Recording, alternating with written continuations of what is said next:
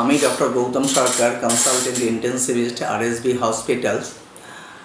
আজকের এই আলোচনায় আমরা আলোচনা করব যে ব্লাড প্রেশার কী, কেন এবং কিভাবে আমাদের ব্লাড প্রেশার শরীরের বিভিন্নভাবে অ্যাফেক্ট করে, এবং এই ব্লাড প্রেশার প্রিভেন্ট করার জন্য আমাদের কি কি পদ্ধতি অবলম্বন করা উচিত, বা লাইফস্টাইল মডিফিকেশান কী কী নেওয়া উচিত, বা ওষুধ কীভাবে আমাদের খাওয়া উচিত, যেখান থেকে আমরা এই ব্লাড প্রেশারের কন্ট্রোল করতে পারি এবং ব্লাড প্রেশারের সাইড এফেক্টগুলো কমাতে পারি। অ্যাকচুয়ালি আমাদের হৃৎপিণ্ড প্রতি মিনিটে অ্যাভারেজ 60 থেকে 80 বার ধরে রাখুন পাম্প করে। এই পাম্পিংয়ের মধ্যে দিয়ে রক্তটা আমাদের হার্ট থেকে শরীরে সারা অঙ্গে ছড়িয়ে পড়ে। শরীরের ডান দিকের যে হৃৎপিণ্ডের যে অংশটা, সেখান থেকে রক্তটা আমাদের লাংসে যায়, লাংসে পরিশ্রিত হয়ে সেই রক্তটা আমাদের হৃৎপিণ্ডের বাঁ দিকে ফিরে আসে। এবং হৃৎপিণ্ডের এই বাঁ দিকের উপরের অ্যাকচুয়ালি আমাদের হৃৎপিণ্ডের 4টে চেম্বার থাকে, উপরে 2টো চেম্বার অ্যাট্রিয়াম এবং নিচে 2টো চেম্বার ভেন্ট্রিকলস। এবার এই রক্তটা পরিশ্রিত হয়ে লাংস থেকে ফিরে এসে সেটা আমাদের হৃৎপিণ্ডের বাঁ দিকের যে অ্যাট্রিয়াম বা অলিন্দ তাতে আসে এবং সেখান থেকে বাঁ দিকের ভেন্ট্রিকলসে যায়। এই ভেন্ট্রিকলস থেকে রক্তটা আমাদের প্রতি মিনিটে অ্যাভারেজ 60, 70, 80 বার, অ্যাভারেজ সাধারণ মানুষের ক্ষেত্রে ওটা পাম্প করে সারা শরীরে সারা অঙ্গে ছড়িয়ে পড়ে। এই যে রক্তটা বেরিয়ে যায়, এই রক্তটা যে রক্তনালীর মধ্যে দিয়ে যায়, তখন রক্তনালীর উপর একটা ল্যাটারাল প্রেশার তৈরি করে। এই প্রেশার তাকেই আমরা বিভিন্ন রকমভাবে মাপতে পারি, যাকে বলা হয় ব্লাড প্রেশার মেজারমেন্ট। এই রক্তের 2টো পার্ট আছে। একটা হচ্ছে হৃৎপিণ্ডে যখন পাম্প করছে তখন রক্তটা হাই স্পিডে বেরোচ্ছে, তখন রক্তনালীর উপরে যে ল্যাটারাল প্রেশার তৈরি হয় সেটাকে বলা হয় সিস্টোলিক ব্লাড প্রেশার, বা রক্তের উপরের মাত্রাটা। আমরা ব্লাড প্রেশারের 2টো মাত্রা দেখি, একটা suppose it is 120/80, 130/70, like that. তো এটার যে উপরের মাত্রাটা সেটা নির্ভর করে যখন হার্টটা পাম্প করে রক্তটাকে আমাদের পুরো সারা শরীরে পাঠিয়ে দিচ্ছে। সেকেন্ড পার্ট, যখন হার্টটা ডায়াস্টলে আসছে, তখন হার্ট একটা রেস্টিং কন্ডিশন আসছে, সেই সময়েও একটা ব্লাড প্রেশার মেনটেন হয়, এটাকে বলা হয় ডায়াস্টোলিক ব্লাড প্রেশার। এবার এই সিস্টোলিক এবং ডায়াস্টোলিক এই যে 2টো ব্লাড প্রেশার আছে, এটা বিভিন্ন রকমভাবে মাপা হয়। নর্মালি আমরা এটা 2 রকম পার্ট হয়। এটা central blood pressure. Central blood pressure generally আমরা এখন নন ইনভেসিভ বিভিন্ন মেথডে মাপতে পারি, but it is a more of invasive method. আর যেটা নর্মাল পেরিফেরাল ব্লাড প্রেশার মাপা হয়, সেক্ষেত্রে আমাদের নর্মাল যে ব্লাড প্রেশার ম্যানোমিটার 2 রকমের হয়, স্পিগো ম্যানোমিটার, মার্কারি ম্যানোমিটার, সেটা এখন ইউজ খুব কমে গেছে। আর আমরা অ্যারোনয়েডের মেথডে মাপতে পারি ব্লাড প্রেশারটা। এই ব্লাড প্রেশারের মধ্যে দিয়ে আমরা সিস্টোলিক এবং ডায়াস্টোলিক ব্লাড প্রেশারটা পাই। এই নর্মাল মানুষের ব্লাড প্রেশার ধরা হয় 120/80, বা তার থেকে একটু কম হলে সেটা আমাদের পক্ষে মোর ফিজিওলজিক্যাল। যদিও এটা ঠিক যে যত আমাদের মানুষের বয়স বাড়বে তত আমাদের হার্ট এবং রক্তনালীর স্টিফনেস বাড়ে। এই স্টিফনেস বাড়ার সাথে সাথে ব্লাড প্রেশার বাড়তে পারে। মূলত যত বয়স বাড়ে তত দেখা গেল সিস্টোলিক ব্লাড প্রেশার বাড়ে, কিন্তু অনেক সময় ডায়াস্টোলিক ব্লাড প্রেশার বাড়তেও পারে, আবার কমেও যেতে পারে, যেটাকে বলা হয় হোয়াইট পালস প্রেশার। মানে সিস্টোলিক ব্লাড প্রেশারটা বেড়ে গেল, এটা এক্সট্রিম এজে হয়। যখন একটা মানুষ more than 80s heart blood pressure হয়ে গেছে, তখন দেখা যায় অনেকেরই ব্লাড প্রেশার হবে যে ব্লাড প্রেশারটা, উপরের ব্লাড প্রেশারটা অনেক বেশি, 170, 180, নিচের ব্লাড প্রেশারটা সেই অনুপাতে অতটা বাড়েনি, 70 বা 80 হয়েই রয়ে গেছে। এই হোয়াইট পালস প্রেশারটাও একটা ইম্পর্ট্যান্ট ফ্যাক্টর, যেটা আমাদের রক্তনালীর স্টিফনেসের উপর নির্ভর করে। এবার ব্লাড প্রেশার আজকালকার দিনে শুধু, আগে যেমন আমরা ভাবতাম যে একটা মানুষের বয়স 60, 70 এরকম হওয়ার পরে অ্যাবাভ 50s তাদের ব্লাড প্রেশার ন্যাচারালি বাড়বে, because of the stiffness, because of the other factors. কিন্তু এখন দেখা গেছে, এখন আমরা প্রচুর পেশেন্ট পাই যাদের ব্লাড প্রেশারটা অনেক কম বয়সে, even 30s or 40s, we get a lot of blood pressure patient with high blood pressure. এর মধ্যে আমাদের ডেফিনেটলি কতগুলো লাইফস্টাইলের ফ্যাক্টর খুব ইম্পর্ট্যান্ট রোল প্লে করে। যেমন আজকালকার দিনে এই একদম সমস্ত সময় সবাই খুব স্ট্রেস, অ্যাংজাইটির মধ্যে থাকি, বিভিন্ন প্রফেশনালস বলুন বা বিভিন্ন কারণে আমাদের একটা লাইফস্টাইলের মধ্যে কিন্তু সেই একটা stress, anxiety is a very important factors. আমরা যারা স্মোক করে তাদের smoking is a important factors, high cholesterol is a important factors, এবং নিয়মিত কোনো এক্সারসাইজ না করা। মূলত আমরা যেমন বলি কিছুটা অ্যারোবিক এক্সারসাইজ, অ্যাটলিস্ট দিনে 30 minutes to 45 minutes, if you do some sorts of aerobic exercise like walking, swimming আর সামথিং, যেটা আমাদের পক্ষে কিন্তু খুব ভালো ব্লাড প্রেশার মেনটেন্যান্সের ক্ষেত্রে এবং শরীরে রক্ত সঞ্চালন পদ্ধতিটাকে সঠিকভাবে রাখতে।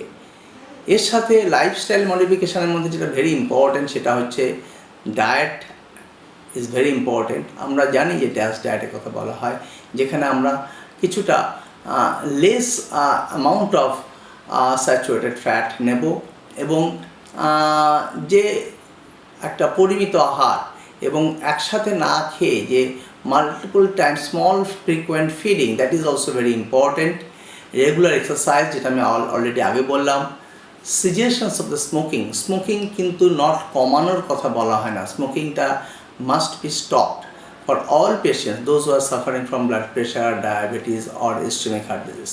মানে হার্টের রোগ, যাদের ব্লাড প্রেশারের রোগ অথবা ডায়াবেটিস আছে, এদের অবশ্যই স্মোকিং বন্ধ করতে হবে। এর সাথে যেটা ইম্পর্ট্যান্ট আরেকটা পার্ট সেটা হচ্ছে ব্লাড সুগার যদি থাকে তাদের, মানে হাই ব্লাড সুগার যদি থাকে, তাই ব্লাড সুগারের কন্ট্রোল রাখতে হবে। কোলেস্টেরলস মূলত হচ্ছে bad cholesterols, total cholesterols or LDL cholesterol, those are very bad বা very small density like LDL cholesterols, সেটা যদিও সবসময় আমরা স্বাভাবিকভাবে মাপি না, কিন্তু অ্যাটলিস্ট এলডিএল কোলেস্টেরল এবং টোটাল কোলেস্টেরলকে মাত্রাটা একটা নির্দিষ্ট সীমানার মধ্যে রাখতে হবে to prevent the further cardiovascular events. So those are also very important part, যেটা আমাদের ক্ষেত্রে সবসময় মাথায় রাখতে হবে। এবং খাদ্যাভ্যাসের যেগুলো আমাদের ফাস্ট ফুড, জাঙ্ক ফুড যেগুলো আজকাল আমরা সবসময় খেয়ে থাকি, সেগুলোকে অ্যাভয়েড করতে হবে। নির্দিষ্ট পরিমাণ ফ্রুটস, ভেজিটেবলস, ফিশ, এগুলো আমাদের খাবারের মধ্যে নির্দিষ্ট পরিমাণে, পর্যাপ্ত পরিমাণে, আমি পর্যাপ্ত পরিমাণে ফ্রুটস, ভেজিটেবলস খাওয়া উচিত। নির্দিষ্ট পরিমাণে ফিশ অ্যান্ড আদার্স খাওয়া উচিত। যেগুলো খুব ভালো রেড মিট ডেফিনেটলি আমাদের অ্যাভয়েড করা উচিত নিশ্চয়ই। আবার একটা সেম টাইম আমরা বলবো না যে আমরা কখনোই কোনোটা খেতে পারবো না, কখনোই কোনো দিন আমাদের জীবনে রেড মিট খেতে পারবো। No, it is not true. You can take in a পরিমিত পরিমাণে, খুব বেশি পরিমাণে না খাওয়া, এবং তার সাথে সাথে নির্দিষ্ট পরিমাণে এক্সারসাইজ, লাইফস্টাইল মডিফিকেশান, এই জায়গাগুলোকে যদি আমরা স্ট্রেস দিই, তাহলে কিন্তু আমরা ডেফিনেটলি আস্তে আস্তে এই ব্লাড প্রেশার জাতীয় রোগের থেকে মুক্তি পেতে পারি। আর এর সাথে দেয়ার সাম আদার পার্ট, অনেক সময় ছোটোবেলায় যে ব্লাড প্রেশারগুলো হয় তাকে বলে সেকেন্ডারি হাইপারটেনশন, যেটা অন্য কোনো রোগ, আইদার কিডনি বা অন্য কোনো হরমোনাল রোগ থেকেও হতে পারে। সেগুলোকে, সেই রোগগুলোকে আইডেন্টিফাই করা এবং সেই রোগগুলোকে চিকিৎসা করা। আর একটু বয়সজনিত কারণের পর থেকে একটু মানুষ যখন একটু 30s, 40s, 50s-এ চলে যায়, তখন যে ব্লাড প্রেশারসগুলো হয় সেগুলোর মধ্যে হয়তো majority of the blood pressure is the essential hypertension. যদিও এই টার্মিনোলজিটা আস্তে আস্তে চেঞ্জ হচ্ছে, কারণ এই এসেনশিয়াল হাইপারটেনশনসের মধ্যে দেখা যায় মূলত অনেক সময় genetic factor is important factor. কিন্তু এদের ক্ষেত্রে কী জাতীয় ওষুধপত্র আমাদের খেতে হবে সেটা নির্দিষ্টভাবে ডাক্তারবাবুর পরামর্শ নিয়ে সেই অনুযায়ী সেই ওষুধপত্র very very important. Blood pressure কিন্তু আমাদের বুঝতে হবে, we can control the blood pressure. Essential hypertension, we can control the blood pressure, but we cannot treat it, we cannot cure it. The treatment goal of the blood pressure is to control the blood pressure, not to cure it.